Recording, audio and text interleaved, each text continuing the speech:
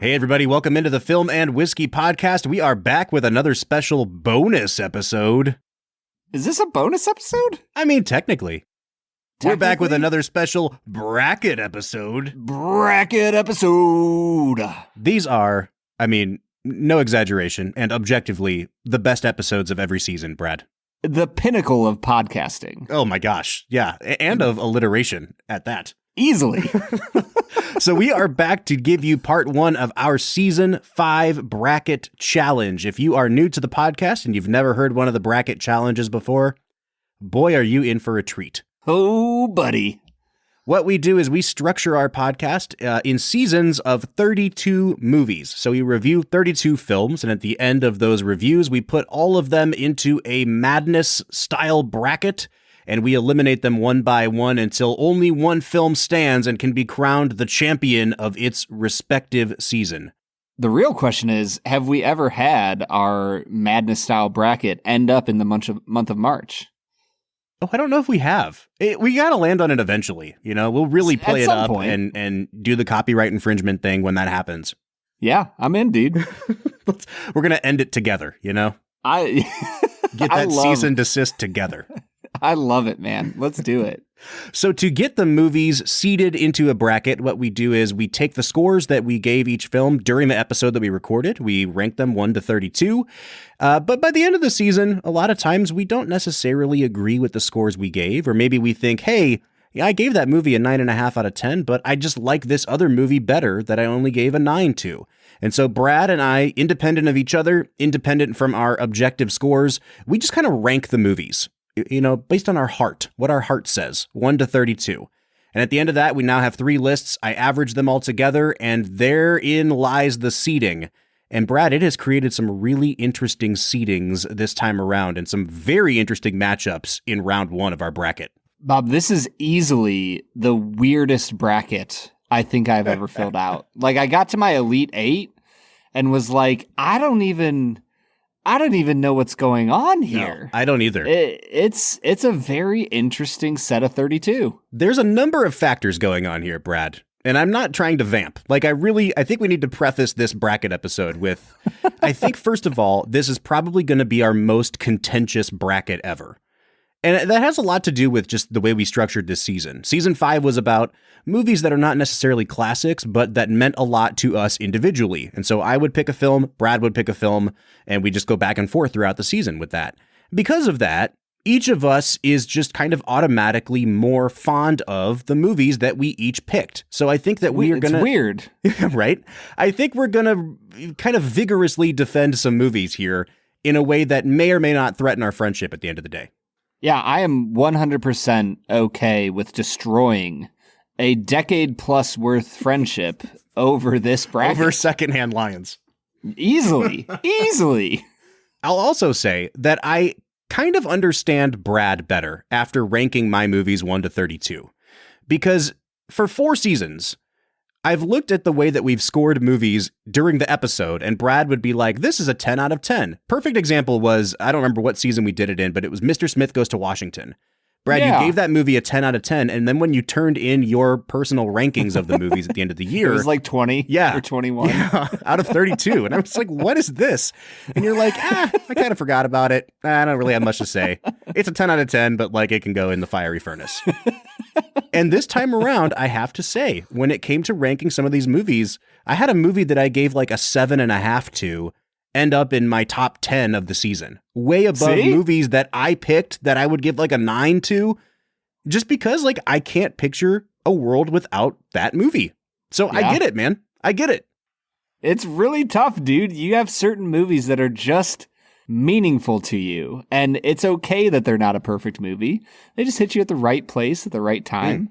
Like Elizabethtown hit you when you were a wee pubescent 14-year-old. And it is no longer hitting me, Brad. That bad boy is destined for the flames. That it is on its way. Bob, I am so excited to get into this, but this is not just the film podcast. No, it's not. What kind of whiskey are we getting into today, Bob? We are trying 3 whiskeys from our friends at Starlight Distillery. They really approved of our approval of their products on our last episode featuring Starlight, and they said, hey, here's some more whiskey. They make damn good whiskey, Bob. They make really good whiskey. So they gave us 3 more barrel-proof whiskeys to try. We've got a bourbon, we've got a rye, and we've got a wheat whiskey to try, and we will break throughout the episode to try each of those whiskeys. Brad, we're going to jump into the bracket here. Can you explain, in true Brad Explains fashion, to our listeners, like, what is the criteria under which we're operating here? It's not just, hey, I like this movie better than this other movie. There is a much more cosmic thing at play here with huge stakes. You see, in the world of film and whiskey, there's this thing called the fiery furnace. It's an inferno that destroys not only movies. It doesn't just destroy the movie, it destroys the memory of the movie. There is nothing left within the fiery flames.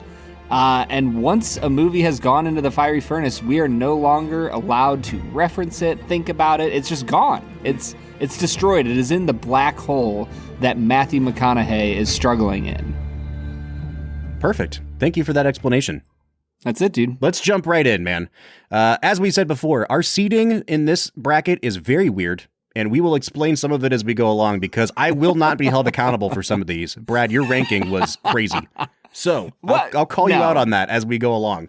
See, here's the thing. I am at a severe disadvantage here because you never share with me your personal rankings of the list. Oh, I'm happy to. You can probably guess from 1 to 32 exactly what my ranking is.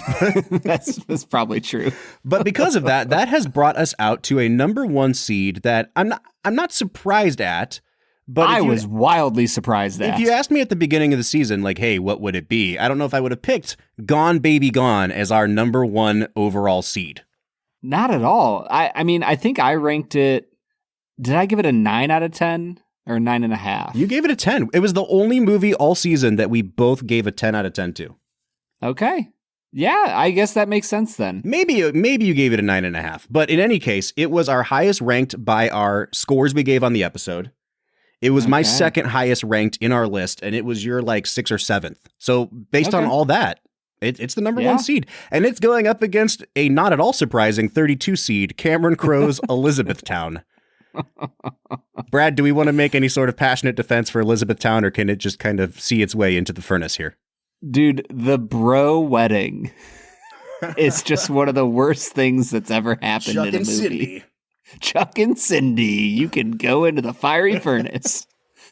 All right, so Gone Baby Gone is immediately moving into the round of 16, and that brings up what is probably going to be the most contentious thing we ever do on this podcast, Brad. And that is the number 16 overall seed, Secondhand Lions, up against the number 17 overall seed, The Hunchback of Notre Dame. Now, I will say this, Brad. My passion for The Hunchback of Notre Dame is like 1/40th of your passion for Secondhand Lions. Like, do I think that Hunchback is objectively a better movie? I do, but I also never saw it until like a year ago. Like, I'm really big on this movie, but I do not have a decades-long relationship with the film the way that Secondhand Lions does for you.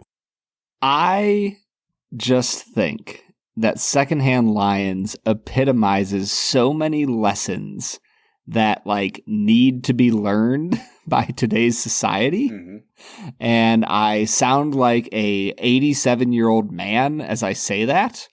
When we're on season number 132 of this podcast, I'll have the same opinion. I just think that Secondhand Lions is a beautiful movie. And there's a really awesome story of what it means to be a man in the midst of that. And how, like, what you're supposed to believe in. And I do think that the movie is well made. I think that there are issues. We said it in the episode. It looks like a TV movie. Mm-hmm. And I'm okay with that. Mm-hmm. I truly think that with a little bit better cinematography, you have a truly standout movie because the performances from the 3 leads are A+ performances. Agreed. And all of the secondary actors, like, they ham it up, but they fit the roles they need to fit. Mm-hmm. And so I love Secondhand Lions. I'm very obviously moving it on. There's no question for me here. I am going to do something we've never done in the history of film and whiskey. I'm going to give you a potential out. We are going to tempt fate and whatever film and whiskey deities are watching over this here, Brad, because Okay. I will go ahead and move on Secondhand Lions because there is a part of me. I moved on Hunchback in my bracket. I just think it's a better movie. But there's a part of me that understands that if Hunchback were to beat Secondhand Lions in a coin flip, like the way you will feel makes me sad on the inside. Yeah. I will let you move it on now if you will let me have a veto later on in this. And I don't have anything in mind. I'm sure there will be something. Yes, you do. I really don't, yes, Brad. You do. I really don't. I'm looking at the rest of the list. It's the next movie. We'll get to that one next, but I actually don't mind. I know how you're going to vote in that one. And like, that's not my bracket winner or anything. So like, I'm fine with that one. I'm just saying, I know how you feel about Secondhand Lions. Do you want to move it on, get a free pass this one time in exchange for a free pass later? Bob, I am so certain that the gods of film and whiskey, the pantheon of the fiery inferno. Martin Scorsese is just sitting up there on Olympus shouting cinema like a lightning bolt in a toga. Oh man, the lore of our podcast is being deepened. All right, fine. Who sits at Scorsese's right hand then? Or is this just Patreon content? We're going to do a bonus episode on the pantheon of the film hierarchy of gods on film and whiskey. Yeah. I feel like it's got to be, based on who we've featured so far, it's like Scorsese and Denis Villeneuve. Like, those are the obviously. Two. Yes. All right, so you're saying no to my offer. That means it's time to flip the coin of destiny, which, as we all know, is a rigged system. But here's my contention. You can flip the coin, Bob. I have utter faith in Secondhand Lions to move on over an objectively worse movie in A Hunchback of Notre Dame. All right, fine. Then we will do Secondhand Lions, heads, Hunchback, tails. Do you want me to share my screen with you? I'm going to do the Google flip. If you want to, Bob, I genuinely trust you. All right, here we go.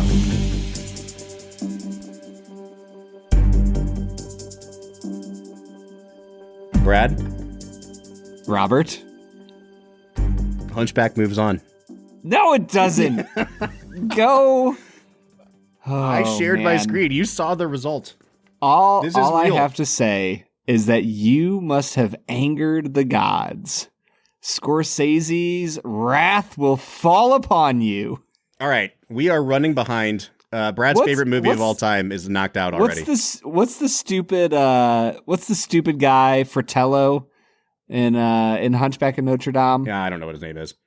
The fires that consume his lustful soul are going to consume Frollo. you, Bob. Frollo. Yeah. There you go, Frollo. All right, let's move on to the next one, Brad. We're like way behind. I hemmed and hawed too much. The number 9 seed, Prince of Egypt, is going up against the number 24 seed, School of Rock.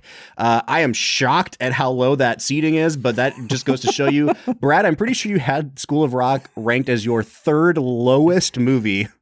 Yep. On your, like, it was behind Rocky 4, which is just an insult. Like, objectively, a better movie than Rocky 4. Come on, What are you talking about, man? It doesn't have any robots in it. I had it ranked at number 8, if that kind of tells you where we fell out on Holy these things. cow. Yeah. Yeah, I'll vote Prince, one of the greatest animated films of all time. I will vote School of Rock. I have a feeling I know where this is going. Brad, I'll let you flip the coin this time. Heads, right. Prince of Egypt. Tails, School of Rock. Let's freaking do it. Bob? Yeah. School of Rock is moving on. Hell yeah! All right. Woo, oh, man. My bracket just got wrecked. This is truly a madness style bracket. Riggedy wrecked. We have one more in this quadrant, Brad. It is the number 8 seed Revenge of the Sith going up against the number 25 seed The Terminal. Now, I think both of us will agree, and I love The Terminal. It was one of my movies. Revenge of the Sith is the better movie. Yes. And it is moving on. However, this is one of those areas where I'm going to give you a little bit of crap because I had Revenge of the Sith ranked way higher in my list than you had it in yours. And I am shocked by that because you are like the resident Star Wars guy. And we spent an hour gushing about that movie. So I got to ask you, man, like, why was Return of the Sith so low on your list? Dude, here's the thing. It's because I rewatched episodes 1 and 2. And I think that episode 3 is literally a thematic remake of Return of the Jedi. And I absolutely love Return of the Jedi. And I absolutely love Revenge of the Sith. But the first half of those movies are poo-poo, to put it nicely. Like, the acting is bad, the writing is bad, the movement from scene to scene is bad. Like, there's good scenes within it, but overall, the first half of both those movies are bad. And I think that episode 1 and 2 actually just flow better as movies. They have better dialogue, they have better action scenes. But then Revenge of the Sith just like takes the cake for the end of the movie that I freaking love. The same way Return of the Jedi does. So I think I was in an existential crisis where within the Star Wars universe, I just didn't know what to do with Revenge of the Sith. And so I was like, I don't know. I'll just put it at like 17. Sure. All right. There it is. Well, I've given you enough crap because we're both moving it on. So our first 4 entries into the round of 16 are Gone Baby Gone, Hunchback of Notre Dame, School of Rock, and Revenge of the Sith. I'm 4 for 4. Brad is 2 for 4. Things are going my way right now. I do not anticipate that lasting forever, but we're moving into the bottom left quadrant here, where we've got the number 4 overall seed, Good Night and Good Luck, going up against the number 29 seed, Harry Potter and the Deathly Hallows Part 2. These are both in some ways equally surprising seedings, Brad, because Good Night and Good Luck, and I'm pretty sure I said this on the episode, is like a perfectly made movie that is also like you're going to forget you watched it 3 weeks from now. You know what I mean? And yep. And yet, when it came time for us to do our rankings, we both ranked it really high at the end of the season. And I appreciate that you remembered it enough to do that, because it is like, I mean, it's up there for me in terms of like journalistic movies. I just think it's such a perfectly constructed and written film. It was our number 4 seed, and the 29 seed is Harry Potter 8, a movie that I did not anticipate being that low, and yet like totally justified. Yeah, I think that Good Night and Good Luck is just such a quietly powerful film. And like Network is similar to it, but it's a very loud, powerful film. Right? Like the whole catch line of Network is like, I'm mad as hell and I'm going to do something about it, or, you know, whatever it is. Perfect. Perfect delivery of that not at all correct line. Nailed it. But Good Night and Good Luck is just a quietly powerful film that was really moving. I loved Robert Downey Jr. in it. It's just really a great movie. It's not going to win my bracket. I don't think it's going to win your bracket. Nope. But it definitely deserves to move on over what I think might be the worst of the Harry Potters. Mm-hmm. Close to it. And I say that carefully. So yeah, Good Night and Good Luck. Let's go. All right. That brings up the number 13 seed, Mission Impossible 3, up against the number 20 seed, Harry Potter 7, I'm going to call it. We both really liked Harry Potter 7. Like, that is a really underrated movie in the Harry Potter canon, whereas 8, I think, is very overinflated. Totally agreed. And yet we still had it kind of lower than I anticipated. Like 20 is a little low. Brad, I got to say, Mission Impossible 3 did some real damage, both in my bracket and in my ranking at the end of the year. And it came time for me to decide between like Mission Impossible 3 and Edge of Tomorrow, which were our 2 cruise entries this year. And I think that in my estimation, Mission Impossible 3 really went up in stock, and Edge of Tomorrow went down a little bit. Not that, like, I think Edge of Tomorrow is a worse movie, but Edge of Tomorrow had more flaws than I remembered, and Mission Impossible 3 had fewer flaws than I remembered. So in this matchup, I actually pretty easily moved on Mission Impossible 3, but if it ever comes to the point where we're making Mission Impossible and Edge of Tomorrow face off, I think I might actually be leaning Mission Impossible right now, which I never would have expected.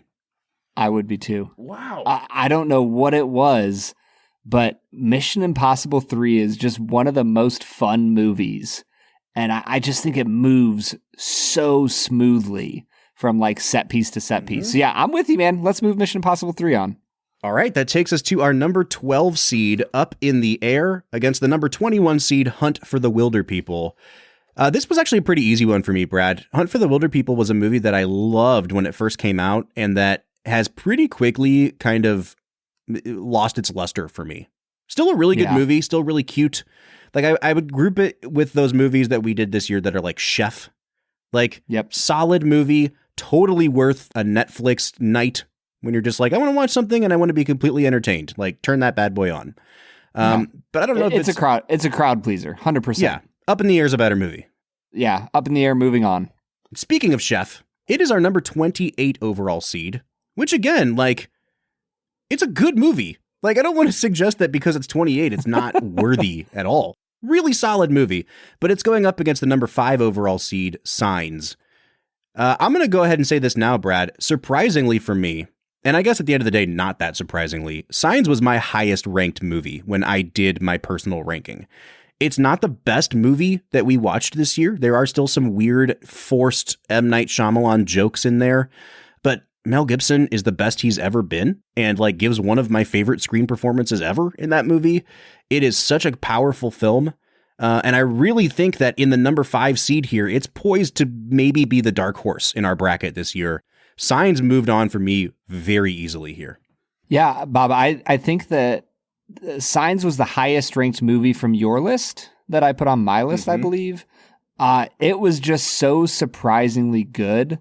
Joaquin Phoenix in a tinfoil hat is just chef's kiss perfect. So yeah, let's push that on to the next round. I have no idea how I did this, but I am 8 for 8 so far, Brad. Our 8 entries so far into the round of 16. Gone Baby Gone, Hunchback of Notre Dame, School of Rock, Revenge of the Sith, Good Night and Good Luck, Mission Impossible 3, Up in the Air, and Signs. I think that's a pretty damn good list so far, Brad. I think it's missing 2 very good movies. This also might be, though, one of the first times we've ever agreed on an entire quarter of the bracket thus far. We did pretty good, man. And I think as a result, we should reward ourselves with some Starlight whiskey. Brad, which one would you like to start with? Ooh. Let's just start with the bourbon, man. All right. Let's start with the classic. Let's get to it, Brad. Today's sponsor is a little bit of a departure from our usual area of expertise, and man, oh man, I was blown away by their product once we received it. I am talking about Manscaped. Now, if you're like me at all, you've probably seen the Manscaped ads and kind of wondered to yourself, like, do I really need like some sort of specialty trimmer to take care of my downstairs business? And I've just got to be honest, I was absolutely wrong. Their trimmer is called the Lawnmower 4.0. And I gotta say, it is the Rolls Royce of trimmers. It's got a ceramic blade that reduces grooming mishaps, a wireless charging base, and an awesome flashlight that keeps things illuminated while you're working. And beyond all that, it's waterproof. This thing is really changing the game when it comes to below-the-belt hygiene. Now, this is just me talking about my experience, but this trimmer really is way beyond anything I've ever used to keep things neat and tidy. You can use our discount code FILMWHISKEY to get 20% off your order and free shipping. Head on over to manscaped.com and use code FILMWHISKEY to get 20% off, free shipping, and you will be well on your way to hygiene heaven.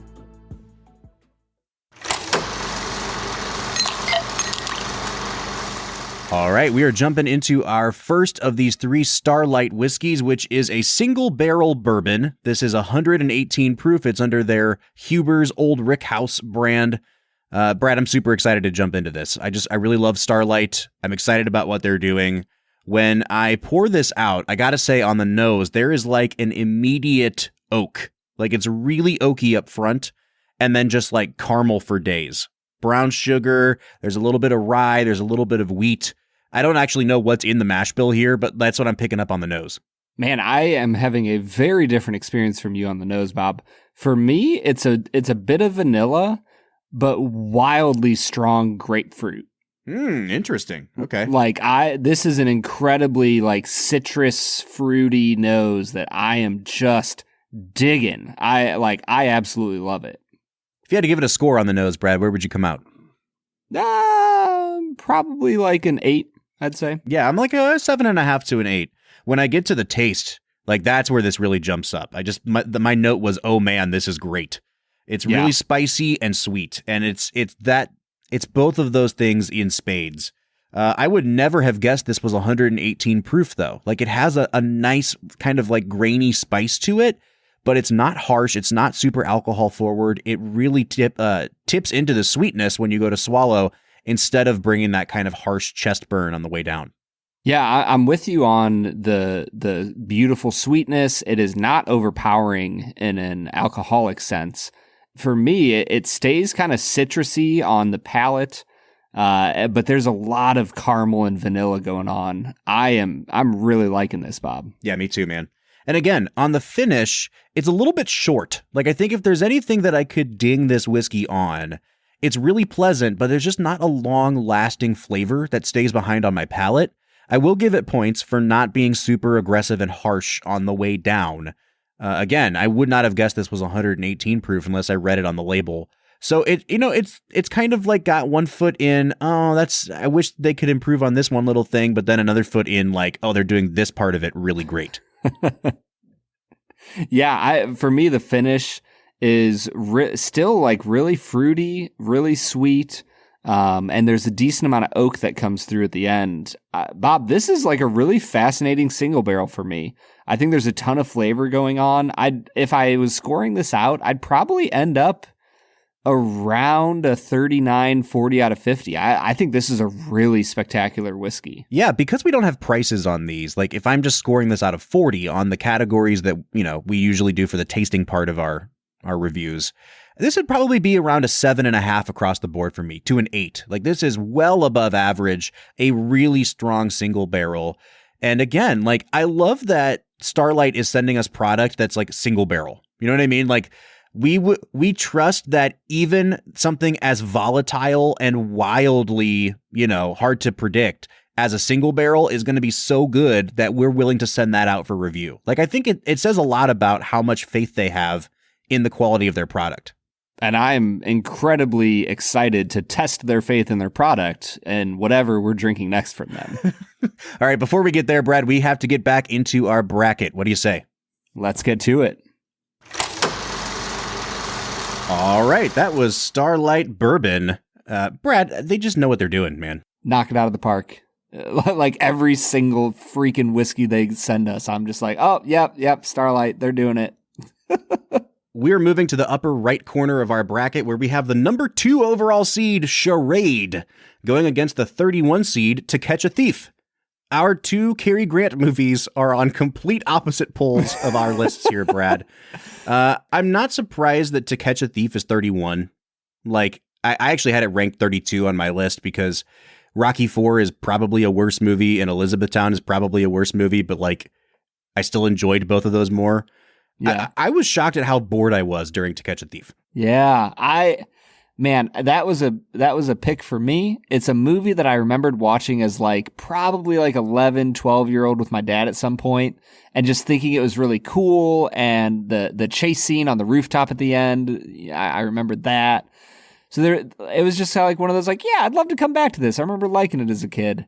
And man, oh man, is it boring. Yeah. And I was very unimpressed. A swing and a miss for Mr. Alfred Hitchcock himself. Still a very beautiful movie to look at.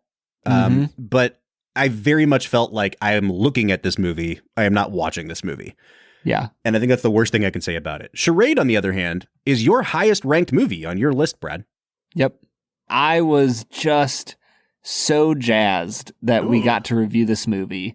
It blew my mind that you had never seen it. Like when we started this podcast and I knew nothing about movies, I was like, oh, I really like Charade. Like, have you seen it? And you're like, no, it's on my list. It's a hole in my movie knowledge. And I'm like, well, if that's a hole in your movie knowledge, I don't know what my new movie knowledge is, but we need to watch Charade someday. So I was so pumped that we watched it. And then you went out there and you got Patrick H. Willems to jump on that episode. I sure did. Happy birthday to you, man. That might be one of the best gifts you've ever gotten me, Bob. Along with the Criterion of Charade that I kept forgetting to give you for 6 months and just gave you last week. Dude, now I want Patrick to sign that copy. So get on it. Like he had something to do with the production of that movie. Yeah. Obviously. All right, Charade's moving on, and that takes us to our 15 seed Sherlock Holmes. I don't know. What's it called? The Reichenbach Fall? Reichenbach Fall. We did an episode of Sherlock as an episode of our podcast, which is a first for us and maybe a last. Who knows? And it's going up against the 18 seed, The Bourne Identity. Now, I will say this, Brad. The reason Sherlock is so low is because I had it ranked as like my 7th lowest thing on my list. Not because it's bad. Like, I think I gave it a 9 out of 10. Yeah. But I said even then, this is a phenomenal episode of television, but it is lacking many of the things that we would use, like many of the things that would make this what we call cinematic. Like, it just doesn't feel like a movie. Even though it is edited like a movie, the length of a movie, it's just not a cinematic experience. And the more that I tried to justify having it higher on the list, the more I just couldn't. And so it fell pretty far on my list. I'm actually moving on The Bourne Identity here. And The Bourne Identity is a really solid movie that has some flaws and some drawbacks to it. But at the end of the day, I guess I just had a little bit more snootiness about whether Sherlock qualified or not than I realized. Well, I am so thankful, Robert, that you descended to a place where you allowed me full artistic control over my list. You honored it, you dignified it by descending to review it for an entire episode. Yep. So Sure did. thank you for descending to the depths of television to watch it with me and review it. I think that this was actually one of the biggest struggles for me in the whole first round of the bracket, because I just really love The Bourne Identity. I think it is one of the best, just pure action thriller movies made. Mm-hmm. You know, it's not perfect, but man, is it just an absolute blast. The reason I moved Sherlock on, though, is for the simple fact that I realized as I was thinking about it, that Mission Impossible 3 just did it better than what The Bourne Identity did. And like, since we had just watched Mission Impossible 3 and it was fresh in my brain, like they feel like very similar movies. And I just think that Tom Cruise does it better than Matt Damon. So I am moving Sherlock on. That's fine with me. I don't think either one of these is going to get past Charade in the next round. So, like, I really don't care, except my pride is on the line because I'm batting 1,000 right now. Yeah. Am I flipping the coin or are you, Brad? Oh, I'll flip the coin, Bob. That's tradition. Yeah, sure it is. Okay, go ahead. All right. Heads is going to be Sherlock. Tails is going to be The Bourne Identity.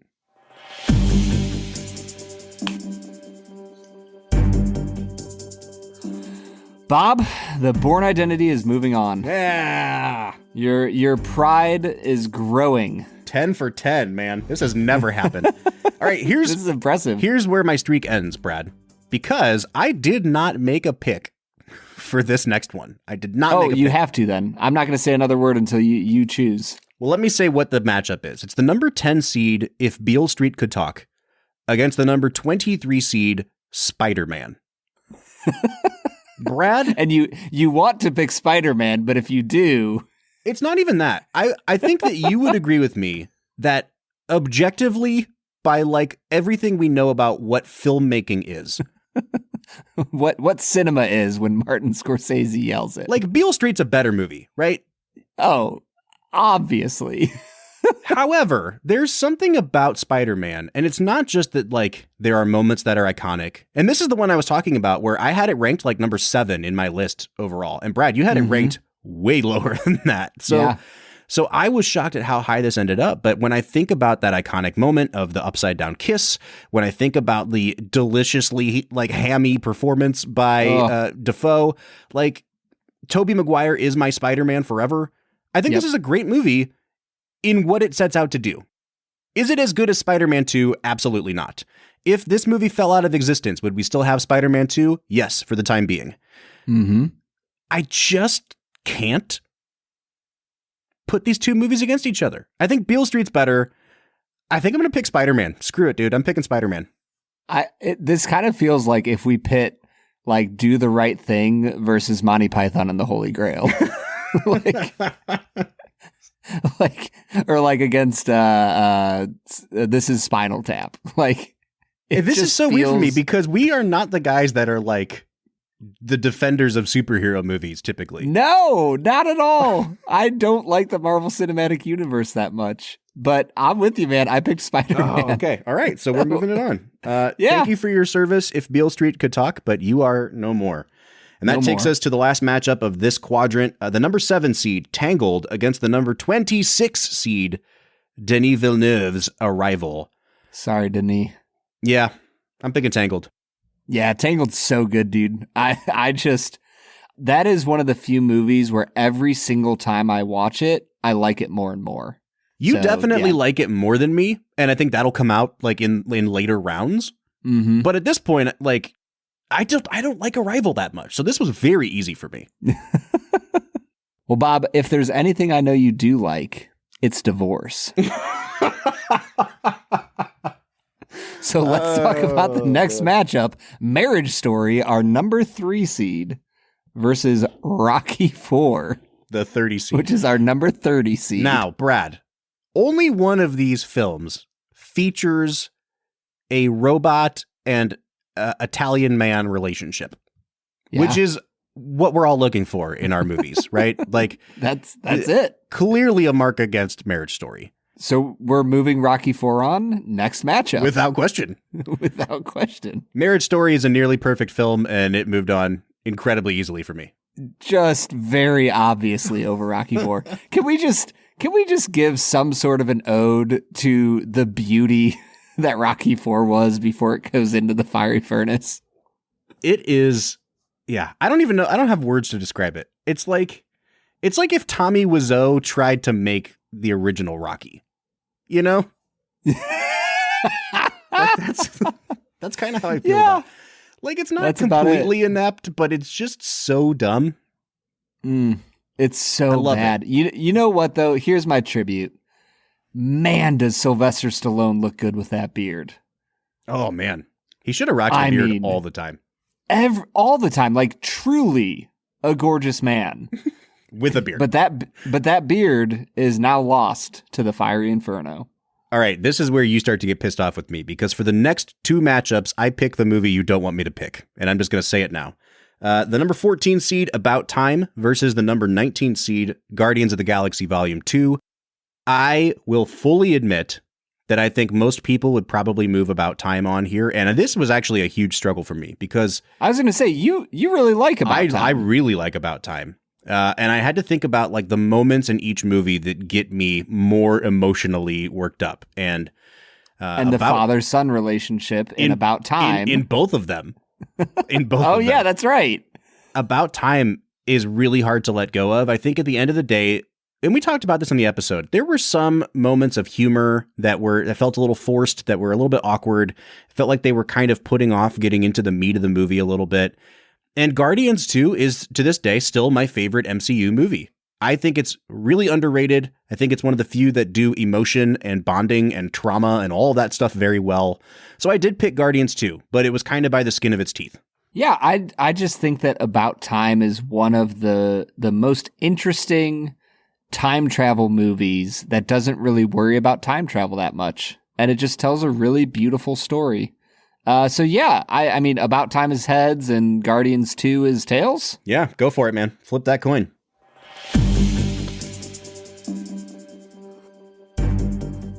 Bob, you are on a hell of a streak. Guardians is moving on. Wow. All right, here's one that I don't even care if I lose, because it's the number 11 seed Pride and Prejudice up against the number 22 seed The Secret Life of Walter Mitty. I just picked Walter Mitty because that's the movie I prefer. I think Pride and Prejudice is one of those films. This made me realize, like, Brad, how your mind works when you do your rankings, because it is a perfectly well-made movie. It's just not my thing. Like, I'm not into Jane Austen, and I really enjoyed this movie for what it was. But like, if I never see it again, I'll be fine with that, because it's just not my thing. Yeah. E.T. Perfectly good genre exercise in garbage, and not going to do it anymore. You know. All right. So really, you put Walter Mitty. I did, but again, I don't think, like, there are very obvious ones in this quadrant that I think are going to like go head to head here in a couple rounds, and neither of them are Walter Mitty. So it's kind of like, I don't care what wins this one, because it's not moving very far on in my bracket, at least. I'm assuming you picked Pride and Prejudice. Oh, 100%, Bob. I think it is my favorite romantic drama of all time. All right. There's something about Pride and Prejudice. I just love it, man. I'm telling you, for your sake, I hope it's heads. Go ahead and flip the coin, man.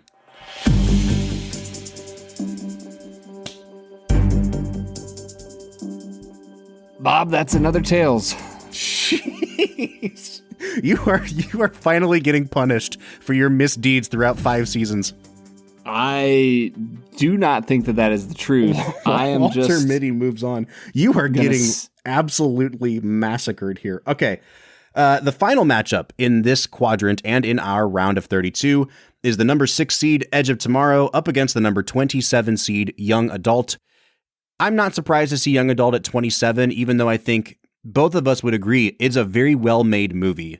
It's just like, it's not a feel-good experience, you know? There's nothing good about that movie, aside from how well it was made. Yeah. And Edge of Tomorrow is a movie that, like I've already said, I think is a little bit more flawed than its number 6 ranking would indicate.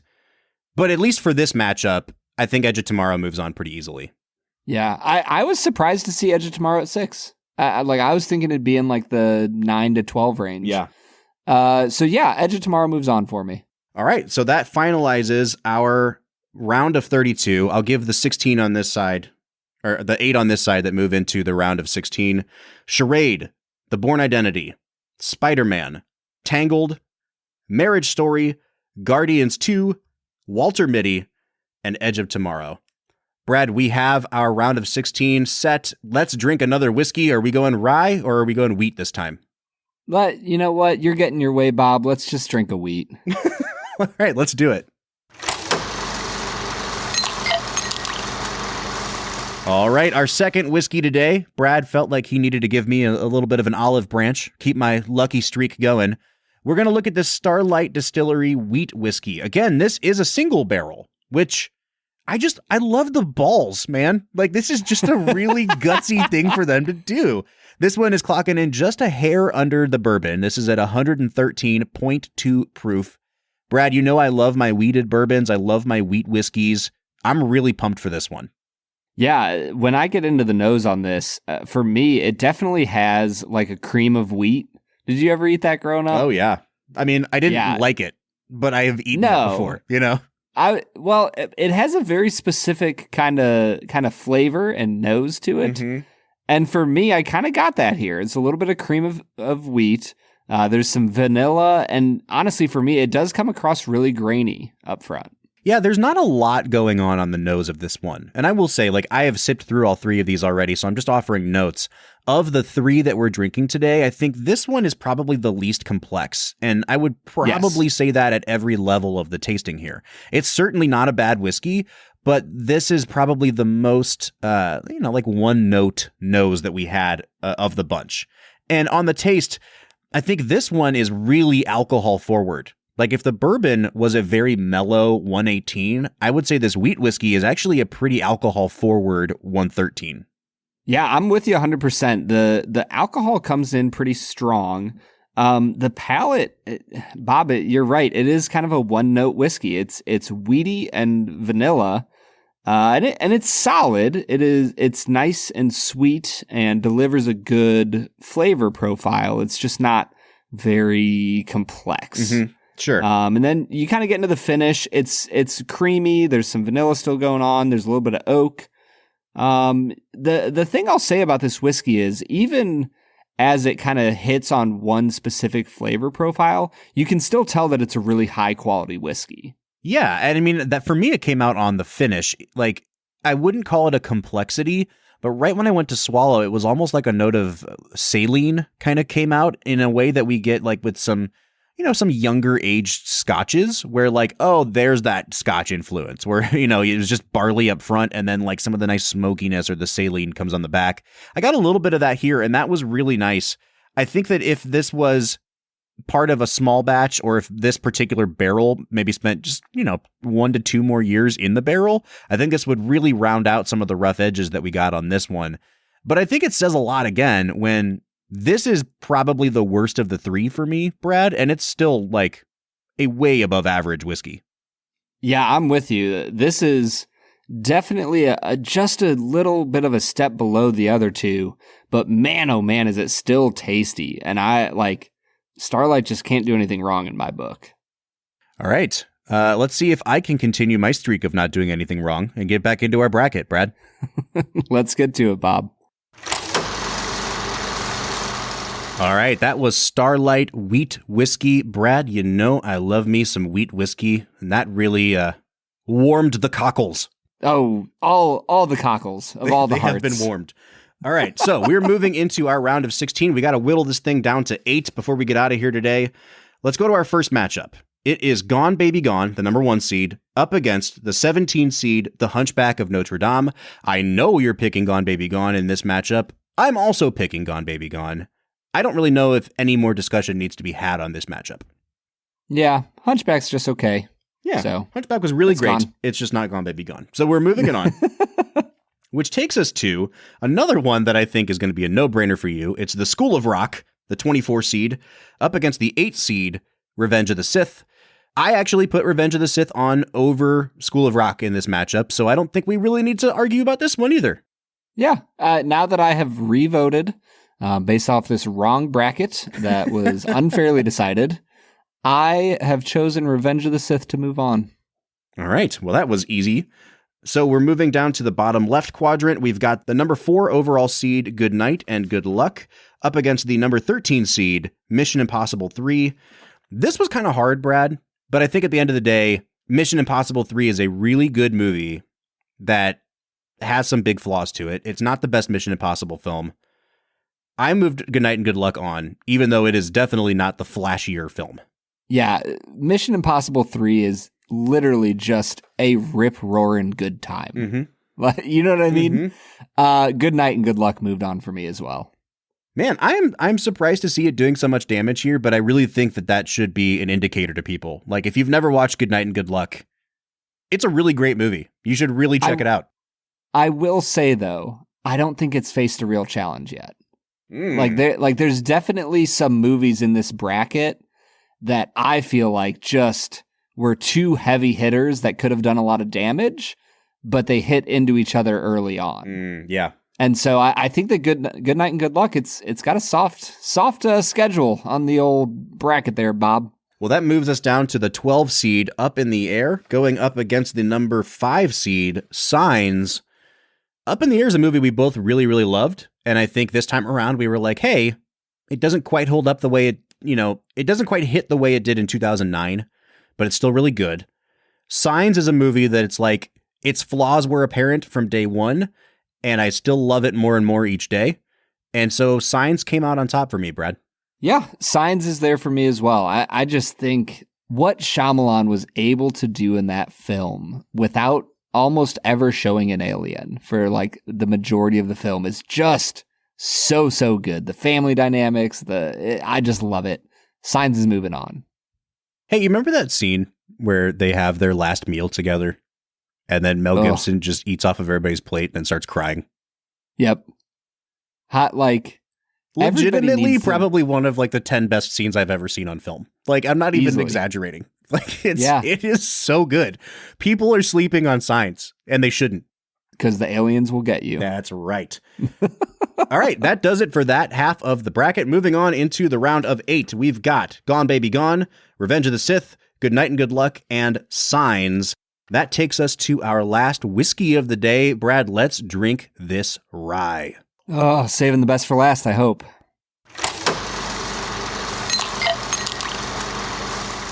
All right, our last whiskey for the day is a Starlight Distillery Double Oaked Rye.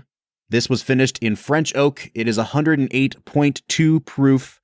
Brad, having drunk through all of these now, I gotta say, man, I don't know if you intended it this way or if you just wanted to save the rye for last because you wanted like a glimmer of hope at the end of this very challenging episode. You saved the best for last. This rye, like, I'm not even going to tease what I think of this. This is a fantastic rye whiskey. Bob, this is one of the best ryes I've ever drank. This is so good. All right, so like out of this world. The very first thing I wrote on my nosing notes, I said a beautiful rye. It's dusty, and that leads into brown sugar, which leads into honey notes for me. And honey is not something I typically get on rye because the grain is so powerful that it kind of covers up any more subtle things you would get on the nose. This is very complex, very layered. I mean, like, even before I took a sip, I was in love with this whiskey. Up front, it presented a very strong rye, grainy note. And then once you kind of got used to that, there's caramel, there was peanuts, and it was incredibly buttery. Mm-hmm. Like, this is an absolutely incredible nose. And then you start drinking it. And for me, it went from like really strong rye into like caramel and like a French silk pie. Really creamy. It's just a super creamy palate. Yes. And almost like a little bit chocolatey there with all that cream. It was nice and spicy, but it wasn't prickly at all. And I think what I've realized about ryes, Brad, and sometimes why I ding ryes a little bit on this show is that I can't think of many ryes that we've had that are consistent across the board, even if you just had like an 8 out of 10 in every category. Like there's always something about a rye where it's like, oh man, this is really good on the nose. Oh man, it's really good on the taste. And then you go to swallow and it's like, like there's this really weird dill note or something that just stands out in a way that it came out of nowhere. And this is not one of those ryes. It has the maturity of a really well-aged bourbon. It has the sweetness of some bourbon as well, which is why I like it. But I think this is going to sound like it's not a compliment, but it doesn't have any rough edges to it. And it's a really consistent drinking experience all the way through. And I'm not saying that it's a predictable whiskey, but it's just an enjoyable whiskey. Yeah, it's incredibly complex. There's a lot of spice on the finish. There's a lot of sweetness on the palate, and the nose has everything. Like, I was absolutely blown away by the Starlight. Honestly, if we were reviewing this, it would probably hit in our top 5 for the season easily. Oh, yeah. Yeah. Starlight Distillery, we can't wait to do more with you. I hope we get a chance to come out and visit sometime this summer. Brad, if OHLQ will ever give us permission to do a single barrel pick there, I mean, like, top of the list. This place is fantastic, dude. Yeah, they've been sending us single barrels. I am 100% in with what they're doing. Yeah. All right, man. We got to finish out this episode. Let's get back into the bracket. If we have to. Let's do it. All right. That was Starlight Rye. We are good and loosey-goosey at this point. 3 barrel-proof whiskeys, 3 absolute bangers. Thank you, Starlight, for sending those along. Yeah, you guys are literally making some of the best whiskey out there, so keep it up. Let us know anytime you want us to review it, because I just think you guys are really just some of the heavy hitters in the whiskey world right now. I want to give a quick check-in. Brad, I am 20 for 20 on our picks so far. Yep. Cool, Bob. Neat. All right. I'm going to stop gloating. We are looking at Charade, the number 2 seed, going up against the Born Identity, the number 18 seed. Born Identity is really good. Charade's better. Easily. Yeah. I love Charade. The end. Yeah. All right, that takes us down to Spider-Man, the 23 seed, pulling the major upset in round 1, going up against Tangled, the 7 seed. Here's the thing, Brad. These are both really good movies that I don't have that much of an attachment to, but I think I'm going to move Spider-Man on, and I know you're probably moving Tangled on because you gave that movie a 10 out of 10. This was a really difficult decision for me, because I really love both of these movies. Spider-Man has more of a childhood attachment for me, but I did move Tangled on. I like I said before, I really think that this season has 2 of my favorite animated films of all time in Prince and Tangled. And so, yeah, Tangled move on for me. So let's flip a coin and see what happens, as if there's any doubt as to what will happen. Spider-Man's going to be heads, Tangled will be tails. Brad, flip that coin.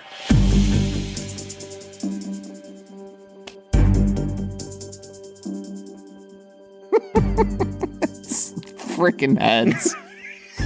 Obviously.